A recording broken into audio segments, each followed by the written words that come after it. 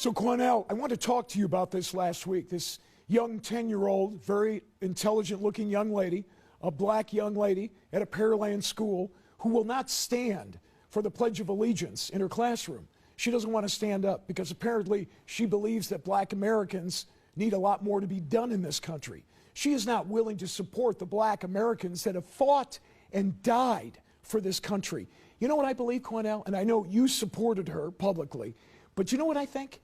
I think at 10 years old, she has no real understanding of what America is. So I wonder if her parents have sat her down and explained what Americans have given their lives, white, black, red. It doesn't make any difference.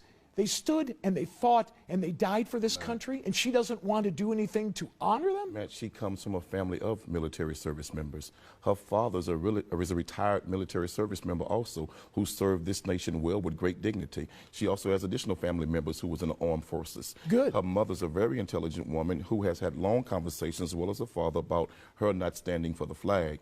What white people need to understand Just white people? Yes, please. Let me explain.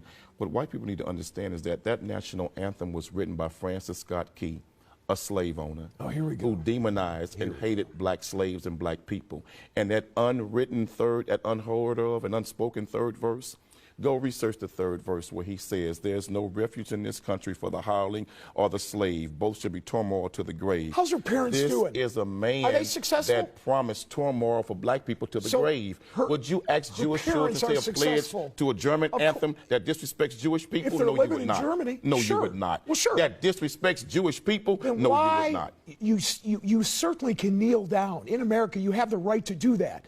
But what will happen to her, how her friends will respond, how the school will view her, how Americans will view her is very negative. And this is not what you want for your 10-year-old child. And let me say to that young girl and others like that young girl, America looked at the same way at Rosa Parks when she refused to get up and give up her seat to a white man on the bus.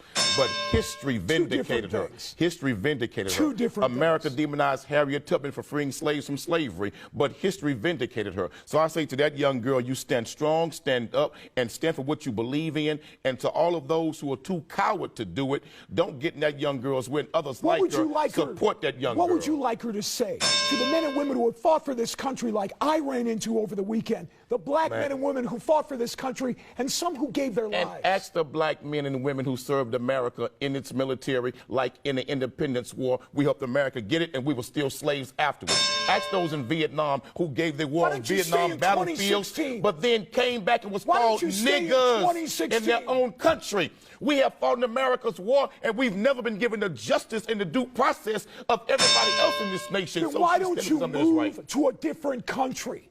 Why are you staying here if you don't like it? Let me tell you why. Because the country belongs to Indians. You white folks stole it from them, raped and robbed their people. This not your country. You all came over here and stole it and beat the hell out of them. So this not your country. It was my country. You all need to go home. If you're you all need to go back where you came from. If you don't like it, why don't you pack up and go? Let the Indians decide who should pack up and go, and I guarantee you black folks will stay, and you all will be on the first damn boat leaving here. So don't try that, brother. You all didn't make America. This is not your country. What you should do is sit down with someone who has fought for this country, Cornell. Get their opinion, too. Tons of black people have, and what have we gotten from it?